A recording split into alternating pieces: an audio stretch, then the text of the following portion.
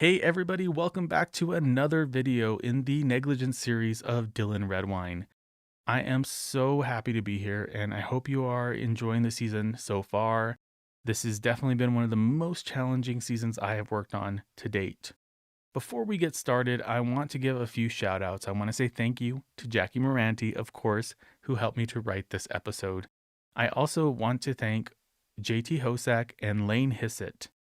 JT Hoscak is the co-host of Brew Crime, and Laine is the host of Suffer the Little Children. Both of those podcasts are incredible. Please go check them out. I also need to thank my current patron and Ko-Fi supporters. Thank you so much to Charlie, to Andy. I need to thank Anne, Jolene, Lindsay. Thank you so much for being patron supporters. It means so much to me and it helps me every day to produce this show. If you want to support this show, you can go to patreon.com/trueconsequences or go to ko-fi.com/trueconsequences.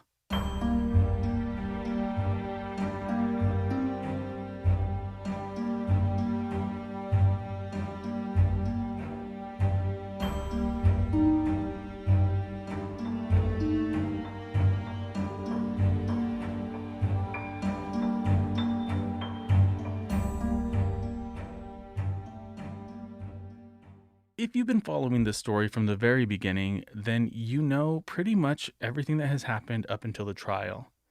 This is going to be the final chapter in the conversation about Dylan Redwine's case. This is the first part of that series. It took a really long time for the trial to actually come to fruition and be completed. In fact, it was nearly 10 years after the day that Dylan went missing that the trial was completed. Let's look into what happened on the journey to justice for Dylan Redwine. I'm Eric Carter-Landin, and this is True Consequences, Negligence, the Dylan Redwine story.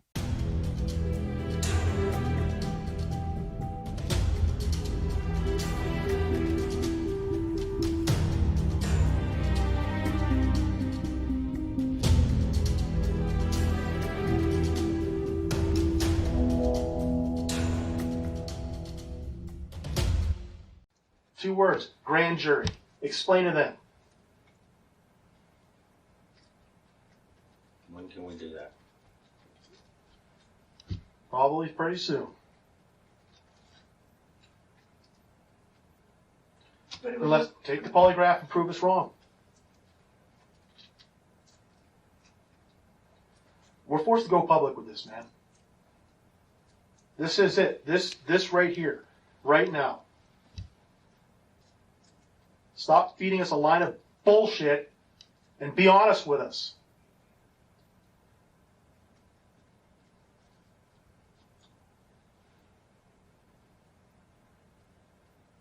Go public with it. Okay? All of it, too. Don't hold back.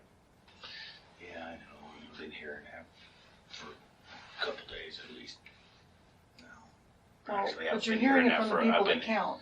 The people that count are the ones that actually go after prosecutions and do the investigation and have all the information. All those peripheral people, they don't count so much. Elaine had been using her maiden name Hatfield, and she filed a wrongful death suit against Mark 2 years after Dylan's partial remains were found.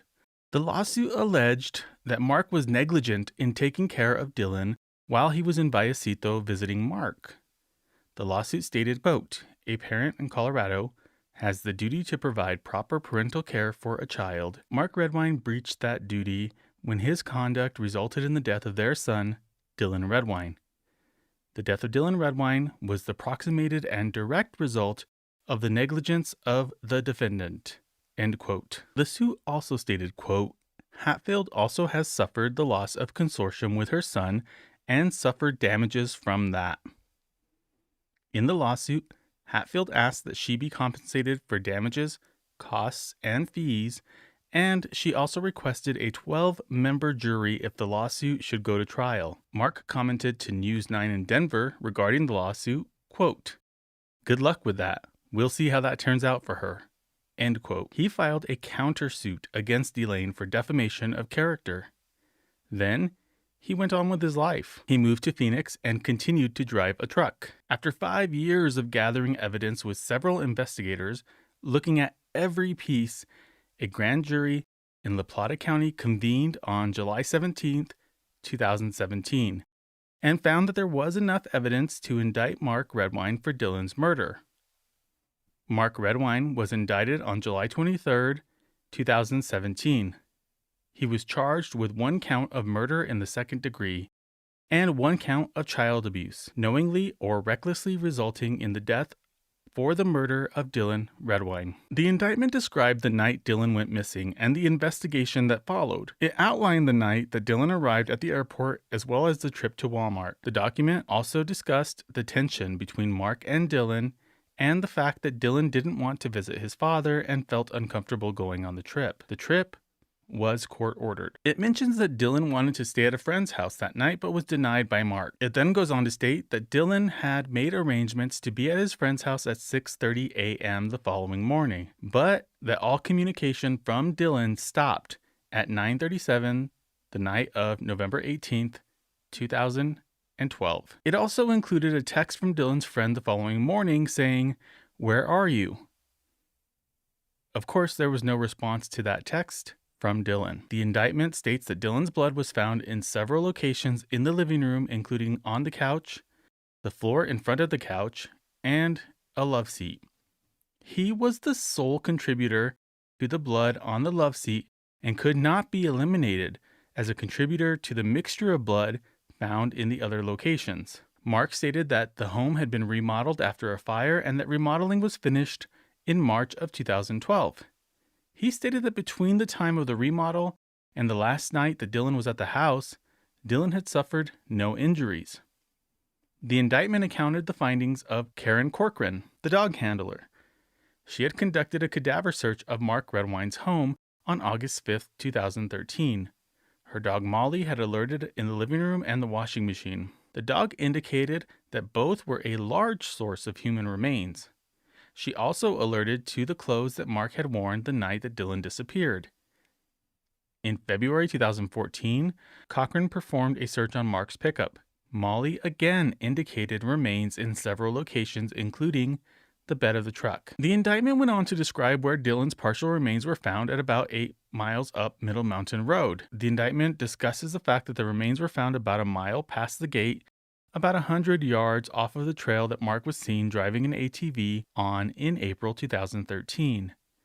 It also talked about him leaving town and avoiding the search that had been conducted in that area in June of that year. It recounted how the hikers had found Dylan's skull on November 1st, 2015, and that location was about 1.5 miles from the location of the first set of remains. It gives the account of Lyle Wilmarth, a wildlife officer with the Colorado Parks and Wildlife Division. His account confirmed that this could not have been an animal attack. No animal would transport the body uphill from Mark Redwine's home to the first recovery site, and then transport the skull another 1.5 miles. His testimony was that the location of the remains were consistent with human removal of the remains. I'm just going to let that sink in for a minute. A wildlife officer is saying that a human moved Dylan's remains, not an animal. Forensic anthropologists had determined that Dylan's skull had injuries that were consistent with blunt force trauma in 2 locations, and that there were tool marks from a knife that had been made peri-mortem. What that means is that somebody cut Dylan's skull with a knife after he died or right before he died. The indictment also recounts a conversation between Brandon Redwine and Mark, where Mark referred to blunt force trauma being the cause of Dylan's death several times. Mark also mentioned that they would have to find the skull to establish Dylan's cause of death. Betsy Horvath's testimony was also heard. Betsy had called investigators to recount a story about going camping with Mark while they were married. During that trip, Mark had said that he knew the perfect way to hide a body. He would just leave it out in the mountains so it would never be found. She also stated that Mark had violated the custody agreement that she had with him after their divorce on several occasions. At one point, he told her that he would kill the kids before he let her have them. The indictment recounted the custody battle between Mark and Elaine. It told of the contempt of court accusation that Mark had left on the table for Dylan to find. Dylan's reluctance to visit his father, the compromising photos that he had seen of Mark, and the way that Mark would constantly put down Elaine and Corey. It also outlined the text thread between Dylan and Corey regarding Corey sending the photos to Dylan so that he could confront Mark about them. The indictment discussed the argument between Mark Redwine and two women in front of his house. During that argument, one of the women referenced the photos and Mark became enraged. He picked up a log and advanced on the women. Finally, the indictment ends with a summary of the events from Dylan's disappearance to the time of the indictment. It explains that Dylan was alone with Mark on the night of November 18th, 2012, when his last text was at 9:37 p.m. It recounts the blood and cadaver evidence found in the home and pickup, and it tells the story of Dylan's remains being found in an accessible location that was familiar to Mark and that Mark had access to on an ATV. It outlines the relationship between Mark and Dylan and expresses that at least one of the points of contention between them had evoked a violent response when others had confronted him about it. Finally, the indictment explains the state that Dylan's remains were in when they were found, the evidence of blunt force trauma, the tool marks, and the two locations of remains that were consistent with human tampering. It specifically addressed the location of the skull as a means to conceal the identity and cause of death. Mark Redwine was arrested on July 22nd, 2017, in Bellingham, Washington. That looks like him in the red shirt.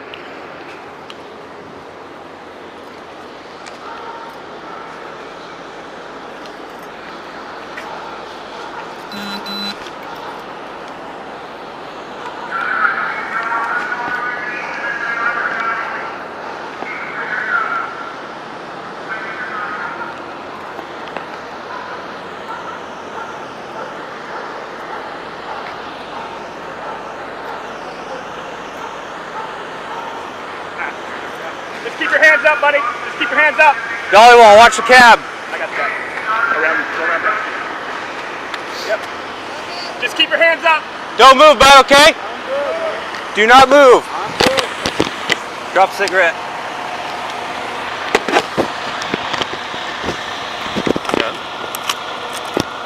You guys can, you'll explain to me what's going on? Yes, sir. Is your name Mark? Yes, it is.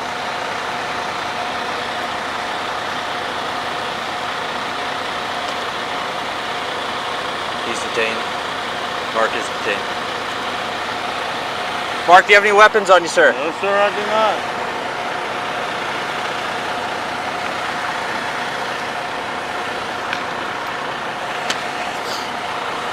Rolling my way? Yeah. Just gotta check you, okay, Mark? I'm fine. Okay. Just rolling that way. Yeah. You gotta check that side? Yeah. Here's my wallet in that pocket.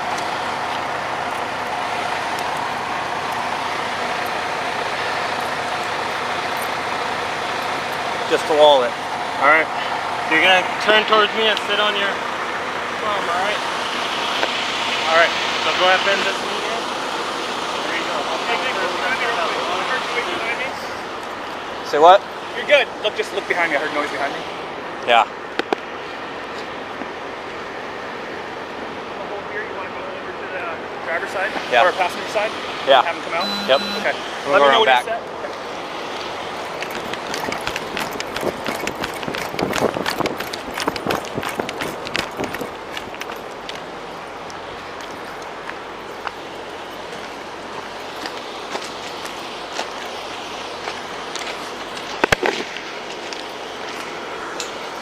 Is it Richard?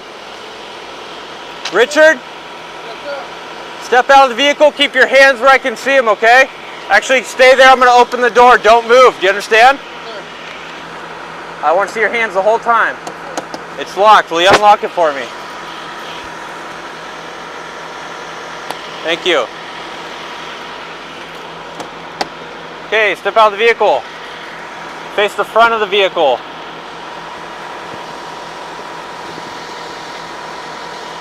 Do you have any weapons on you?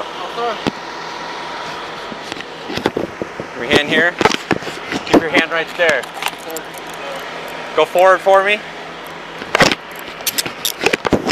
Hands back here.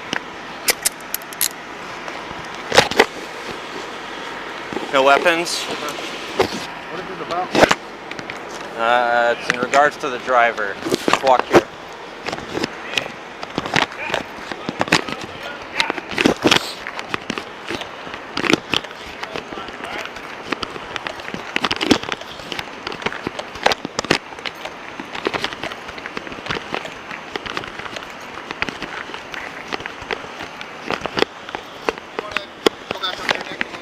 Yeah, you got him.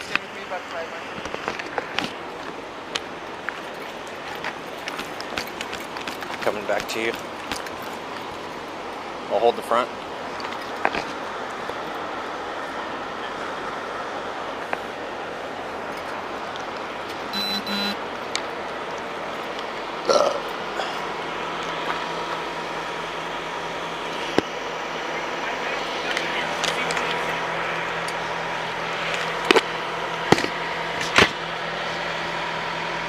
Occupant in the back! Come out, keep your hands up! Occupant in the back, come out with your hands up.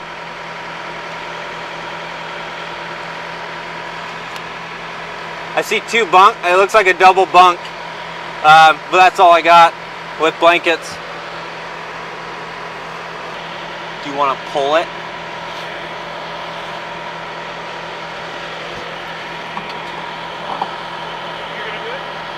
Do you pull it this way?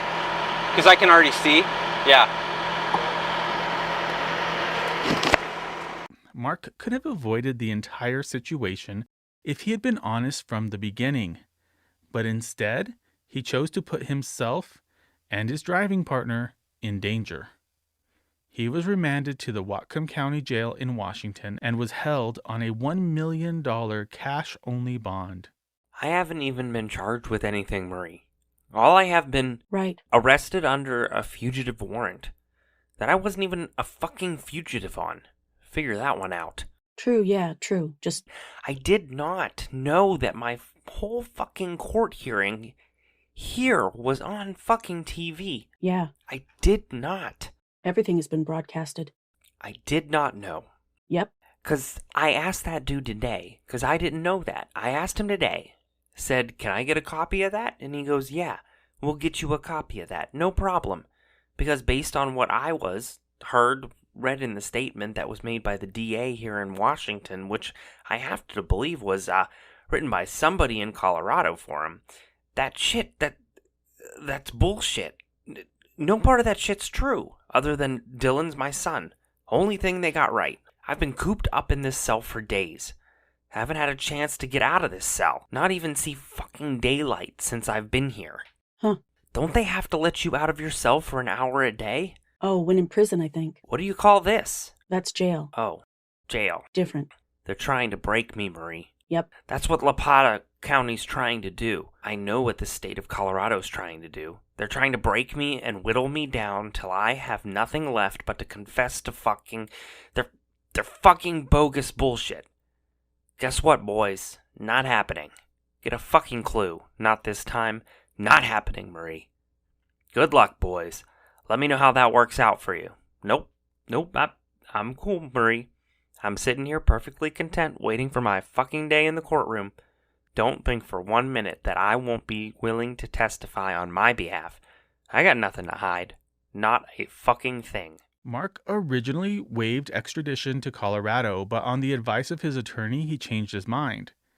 This forced Lieutenant Governor of Colorado, Donna Lynn, to sign the extradition order. She did that on July 28th. Her request stated that he was fleeing from justice in the state of Colorado, but he was a truck driver, so was out on the road for work.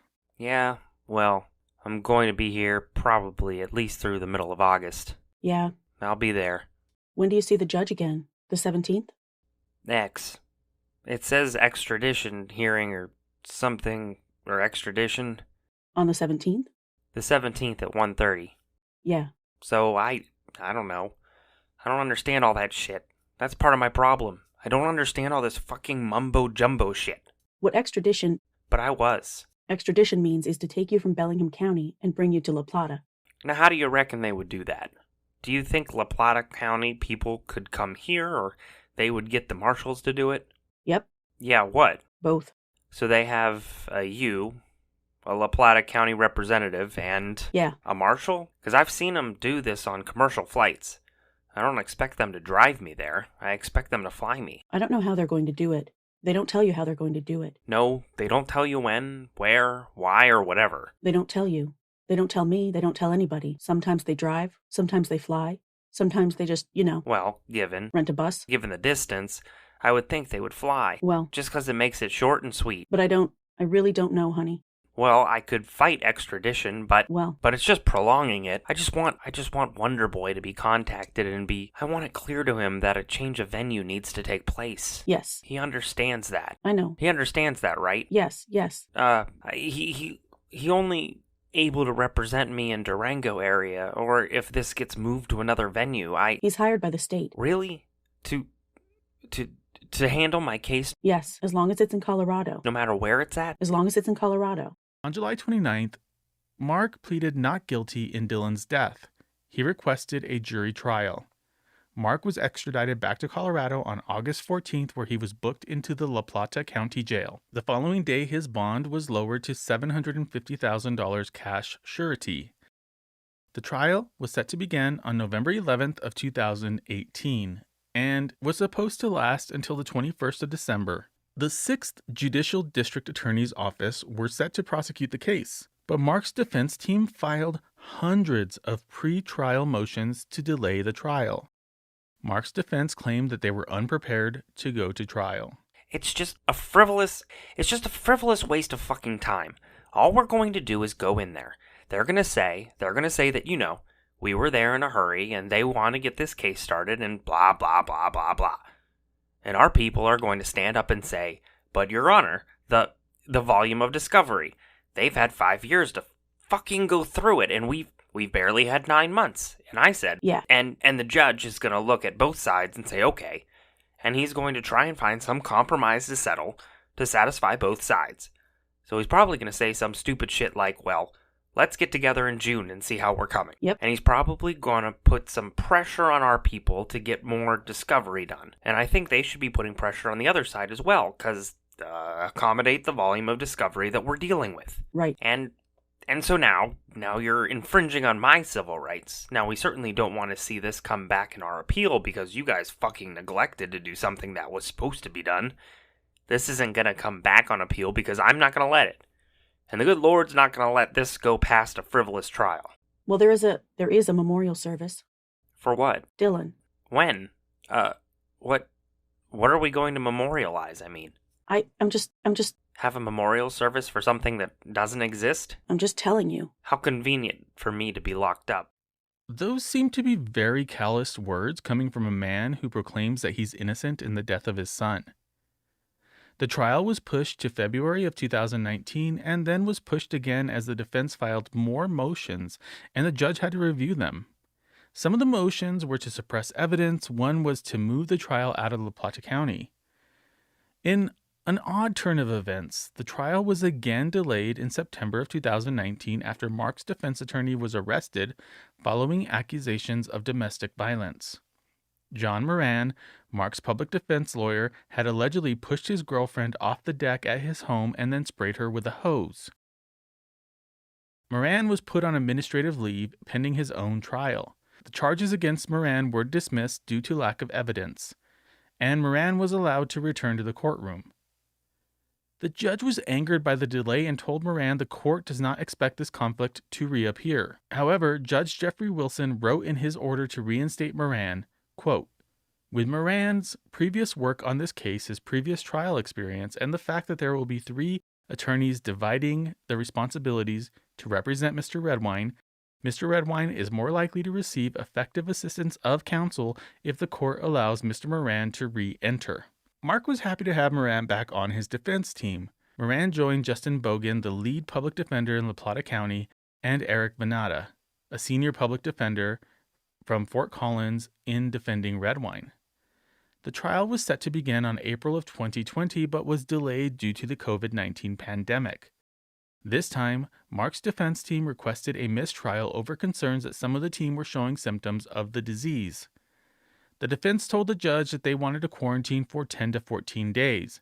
The prosecutor brought these allegations to the court in a hearing after noticing that one of Redwine's attorneys was acting like he was ill.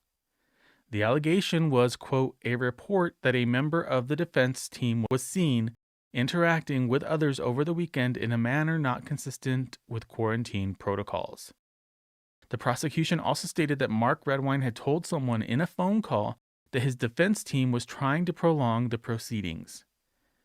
The judge's order for a mistrial stated, quote, if such allegations are true, the court has no choice but to grant D-180 and declare a mistrial to ensure that Mr. Redwine has effective assistance of counsel.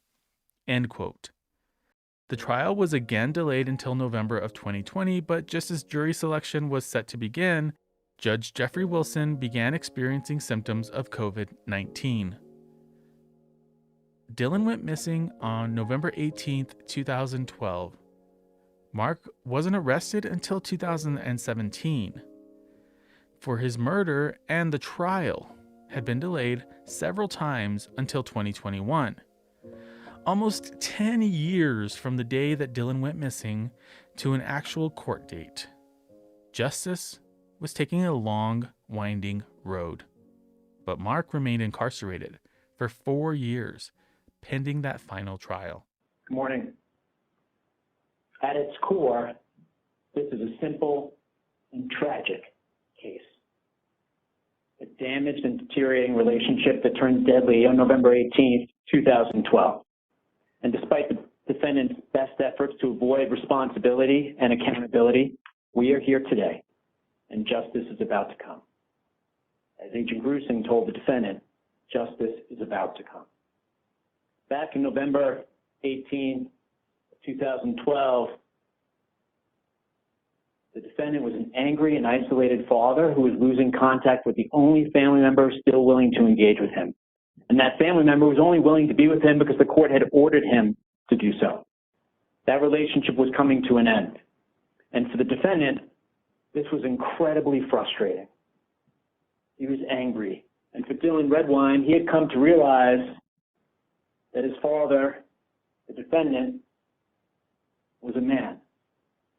He wasn't just his dad. Dylan had started to realize things about his father, the incredible hatred that he had for his mother and his brother at times, the way he acted, the things he liked, and their relationship had deteriorated incredibly over the past couple months before the murder took place.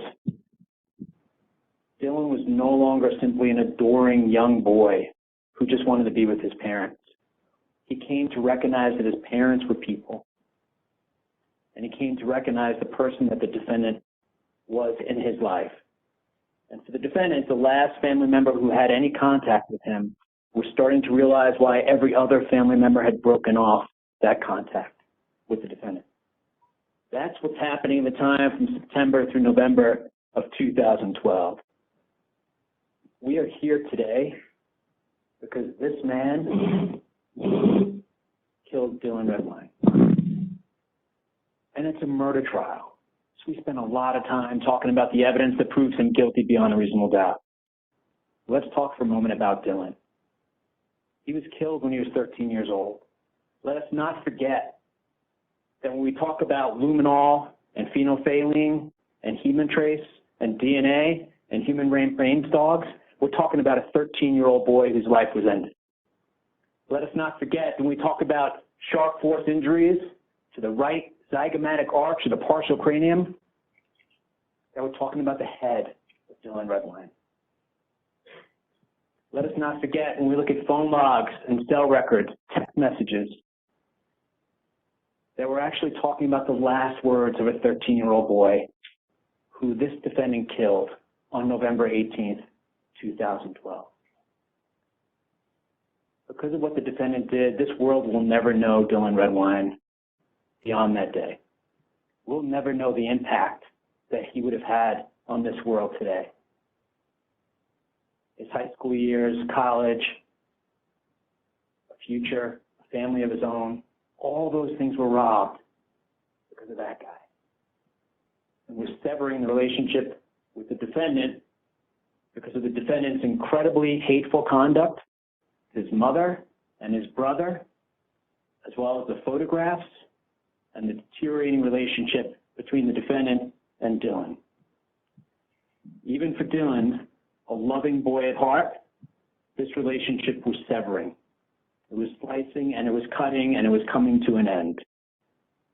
Because the defendant's words and his deeds had pushed this loving young boy to a point where Dylan no longer wanted to have any contact with the defendant. And the only reason that he had contact with the defendant was because the court ordered him to do so. Dylan Redwine was beloved by his family. And like many 13-year-old kids, he had become very close with his friends, old and new. And he stayed in constant contact with them through his phone, email, text, and social media, and left a trail of breadcrumbs for us to follow to this defendant. Like many teenagers at age 13, Dylan had connected with his friends at a level that he wanted to maintain. We've seen Dylan's family cry when they see pictures, and cry when they see possessions, and cry when they remember Dylan. And we've seen his family do that. And by family, I should be clear, I'm talking about Elaine Hall and Corey Redwine.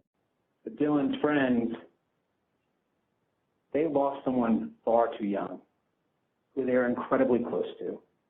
And when a young person loses someone in their life that young, that memory can either become an inspiration for them to live their best lives or a burden they never overcome. And you saw the burden that each one of them took to the stand, the love they have for Dylan, the impact that he had on their lives, that they still carry with them to this day from when the defendant ended his life in November of 2012.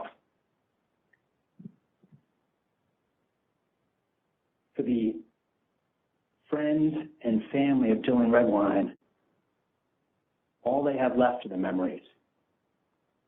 But we also have the evidence to hold this man accountable for what he did to Dylan Redwine on November 18th, 2012.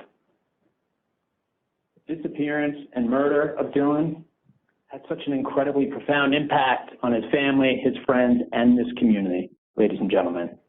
And for the witnesses who testified under oath, 9 years have passed since Dylan was killed. And lives have changed, some because of the murder. It's clearly it hurt them in a deep way. But for everyone involved in this case, everyone who came from this community to help with this case, they did so to answer the call for help for Dylan. And it may be difficult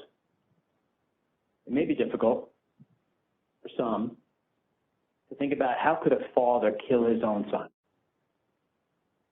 How does a father kill his son? And deny the world Dylan Redwine? Well, it's a story that's been told for years, for centuries, in Greek mythology, the Bible, and for too many days and too many communities across the nation. And in this community on November 18th, 2012.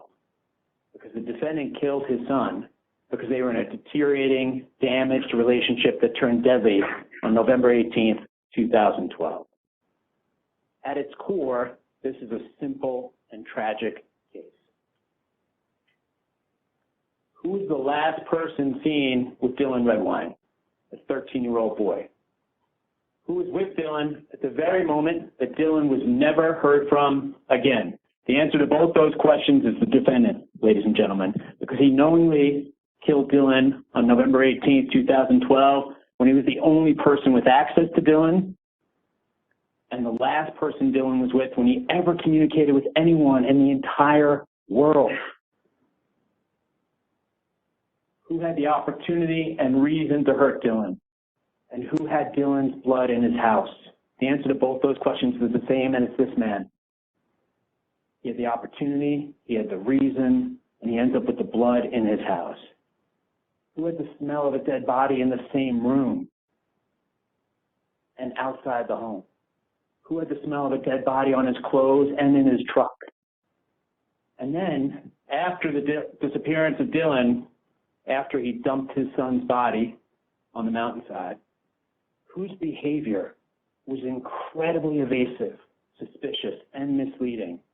Not just to law enforcement, not just to the FBI, not just to search and rescue, not just to the friends and family, to you. And we're going to go through what he did in the hours, days, and weeks that followed Dylan's disappearance. Because that demonstrates that this is a murder. The defendant knowingly killed Dylan and then did everything he could to avoid responsibility. Whose house was very close to where the remains were found? And that's the defendant. And what do the remains tell us? Two things. First, some of Dylan's belongings are gone from the remain site. The only person with reason to do that is the defendant, who doesn't want Dylan's body identified or connected to him. And what did Dylan's remains, which the defendant did his best to dispose of, and he almost succeeded. But what do the remains tell us about what the defendant did on November 18th, 2012? What does it say when you see blunt force trauma and sharp force injuries to the right zygomatic arch of the partial cranium, Dylan's head? The defendant knowingly killed Dylan Redwine, ladies and gentlemen, and that is why we are here. And when you look at each one of these questions, it's a simple and tragic case. Occam's razor. You slice and cut away the things that are unreasonable and look at what the evidence shows you. The defendant's going to argue, as he has throughout the trial, that all these things are simply a coincidence. A wise man once said, coincidences are the universe's way of pointing you to truth. These are not simply a string of random coincidences. Every question is answered the same. The defendant. He killed Dylan Redwine on November 18th, 2012, ladies and gentlemen. Let's break down each one of those, and I'm going to go over the evidence in support of each one of those factors. Each one of those pieces of evidence that proves the defendant guilty of murder in the second degree and child abuse resulting in death. The defendant's the last person seen with Dylan. He picked up Dylan from the airport on November 18th, 2012 at around 5:45 p.m. Less than 5 hours later, in a fairly isolated area nearby Aceto Lake, Dylan is never heard from again and never seen again. When Dylan arrives at the airport, think about that moment.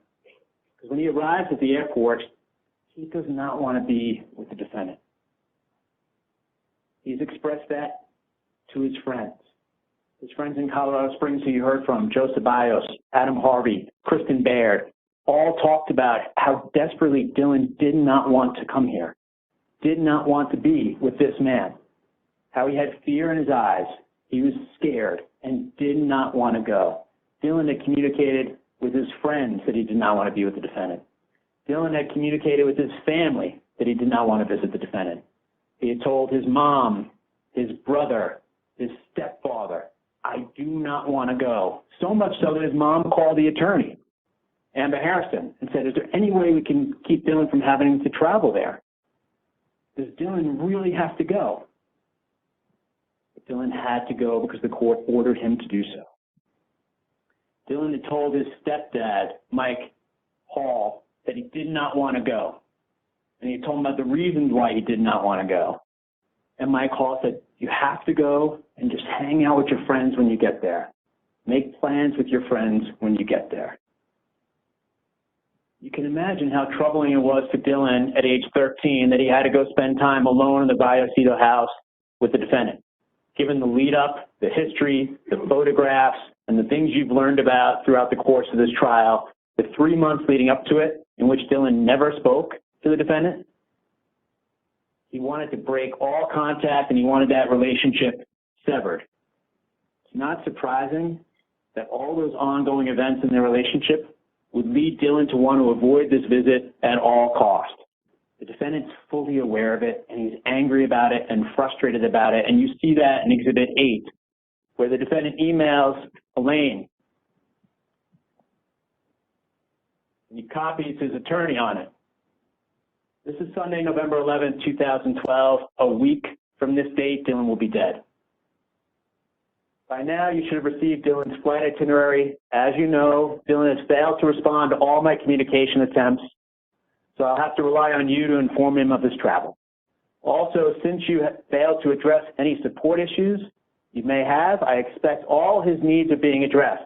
So all the monies in his personal account are not needed. XXX. But this email from the defendant confirms that 1 week before the murder, he knows his son wants nothing to do with him. He wants to break off all contact. So think for a moment about Dylan arriving at the airport. Dylan does not want to be there. He knows it, and he's frustrated and obviously angry to the point where he's talking about taking Dylan's personal money out of Dylan's own bank account. And he's emailing Laine, the mother, and copying the attorney because he's going to enforce that court order and force Dylan to visit. What you don't see there is a, hey, why doesn't Dylan want to come? Hey, I haven't heard from Dylan. Is everything okay? Hey, can you set up a time for me to talk to Dylan? I want to sort out what's going on. He hasn't responded to me. It's a, he's coming, here's my attorney's email address, and by the way, I might take the money out of his personal account. That's the state of their relationship on November 18th, 2012, when Dylan heads to the airport and flies to Durango.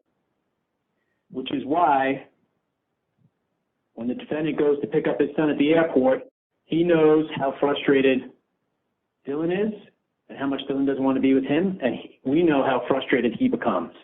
And from the very beginning, we see that. The defendant talks with Agent Grusing about how Dylan did not want to be there and was standoffish. Dylan had made his feelings perfectly clear. From the moment they go to the airport, leave the airport and go to Walmart, and Ms. Burton, who's been working at Walmart for over 20 years and looks at these security videos all the time, it's part of her job. And on cross-examination, on a question from the defense, said he just looked like he did not want to be there. They spent 41 minutes in Walmart. They're barely together. And when they are together, the evidence will show they're not getting along. They're barely together in Walmart. They haven't seen each other in over 2.5 months.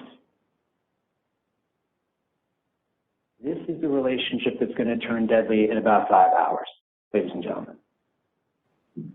And we know that at 9:56 p.m., when he's alone with the defendant in that living room, as the defendant admitted to Agent Grusing, Dylan's phone goes off. All communication ceases. Dylan is off the grid because his life is over. So let's consider these facts, ladies and gentlemen, and the fact that really helps us understand what's going on in that living room is Dylan's trail of communication. It really is the breadcrumb trail that we could follow to what happened. Because at 9:37 p.m., Dylan has no further contact with anyone. No text at all with anyone after that. He's texting throughout the evening before going radio silent at 9:37 p.m. Excuse me. So he's not just last seen with the defendant. The defendant is with Dylan when Dylan is never heard from again. And there's only one person in the room with him when that happens, and that's the defendant.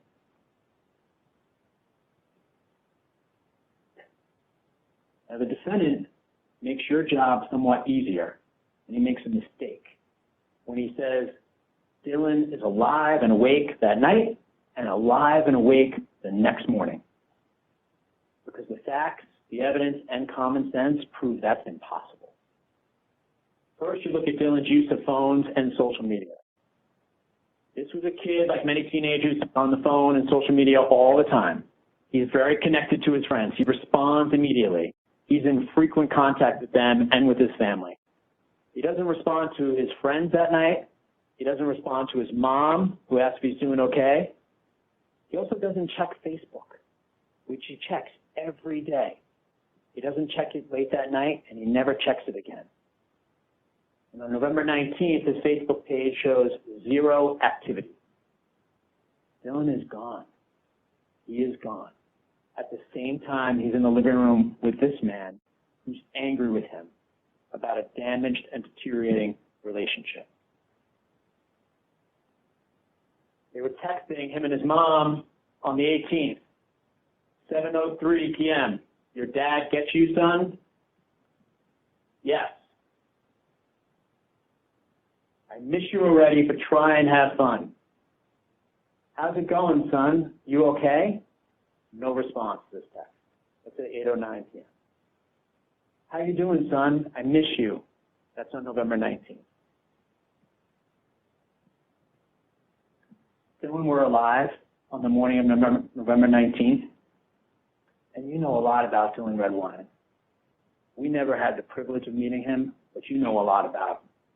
And you know how much contact he has with his friends, and you know how much he communicates with them, and you know how much he uses his phone, and he has gone completely dark by this time. If he were actually alive on the morning of the 19th, like this guy wants you to believe, he would have been in touch with Ryan. He would have been at Ryan's house. He would have texted Ryan or called Ryan. He would have responded to his mom. He would have been on Facebook. And instead, Dylan is never heard from again. So the defendant makes your job easier when he doesn't tell the truth to law enforcement and the FBI, and he said Dylan is alive and awake and talking to him on the morning of November 19th. He actually makes your job a little easier. So we have the trail of breadcrumbs, and that trail has come to a cold end by the time the sun rises on November 19th. And so is Dylan's life. Dylan is dead by this time. And that's why he has gone completely radio silent, off the grid, dark. Because this defendant ended his life.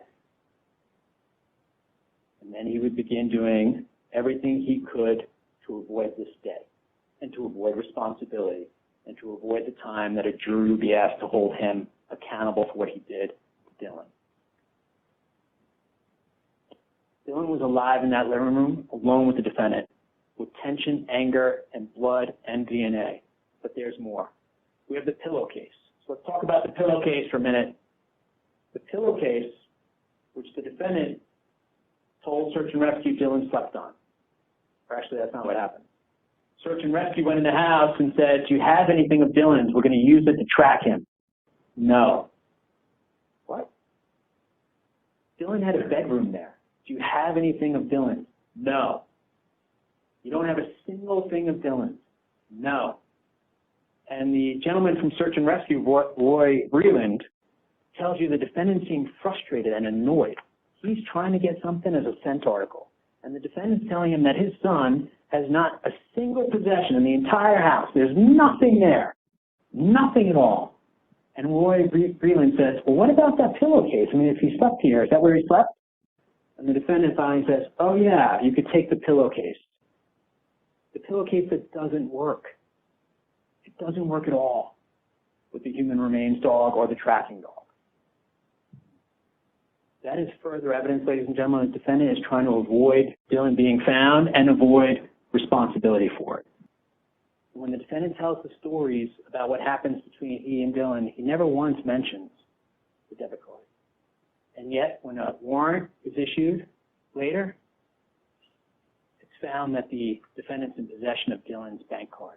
This is the same guy who told Search and Rescue, I don't have a single possession. I don't have anything at all. And in fact, while his son was still missing, the defendant transfers $2,000 out of Dylan's personal account.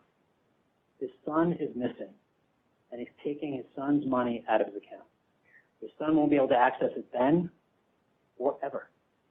But the defendant does actually knows Dylan will never have a need or the ability to access it again because Dylan's dead. But when you go back to deliberate, ask yourself, how did the defendant end up with Dylan's debit card? And the answer, ladies and gentlemen, is he took all the possessions and got rid of everything that could tie Dylan to him, tie the body to him. except the debit card, because the debit card could potentially have value for him. He was able to transfer that money by going to the bank. But he took all the money out of his son's account, $2,000. He left 6 cents in his son's account when he thought his son was missing. Then we have the partial cranium. You heard the testimony from Dr. Kurtzman and Dr. France about the sharp cuts to the right zygomatic arch and the blunt force trauma to the front of the head. And it's the very reason the defendant wanted to hide this part of Dylan's body. He didn't want anybody to find it. He didn't want it to be seen. But it was found in enough time for the experts to figure out what happened. And you can look at the cranium as a model that Dr. Franz brought, and you see the radiating fracture from a blow. And you heard Dr. Kurtzman talk about how there's a fracture to one's face that could cause a radiating fracture up into the head if someone is slammed into something forcefully, like a coffee table, or something is slammed against their head forcefully. And it's called homicide. We have it here on the day it was found by the Fosters and law enforcement in 2015. And you see the result of the blunt force trauma, the fracture of the skull. And then the cuts. The defense expert, Eric Smith, told you these cuts seem to him, in his expert opinion, to be the result of slicing, cutting action. You see it there as well. This defendant is guilty, ladies and gentlemen. He is guilty of murder in the second degree and child abuse resulting in death. He was the last person seen with Dylan. When Dylan goes completely dark and is never heard from again, he's in a living room with this guy who's angry and upset and rageful. Dylan's blood is in his living room. He has the smell of a dead body in the same room, on his clothes, and in his truck. And he has Dylan's debit card. His changing stories and behavior are incredibly suspicious and evasive until you realize it's completely consistent with a murderer. He lives in that isolated area right where the remains are found. And blunt force trauma and sharp force injuries are found on Dylan Redwine's head. During the trial, we talk about cuts to the right zygomatic arch. What we're talking about is the murder of a 13-year-old boy. And the defendant is guilty of it, ladies and gentlemen. Next time on Negligence, the Dylan Redwine story. Because there is a misconception in terms of, the role of the defense attorney and what they bring to the table. And a lot of people feel the same way that you do about defense attorneys, because a lot of times that, the crimes that have been committed get kind of injected into the defense attorney themselves, where they're almost as viewed in the same light as the actual guy who may or may not have committed the crime, so that's one of those. Thanks for watching. Stay safe, New Mexico.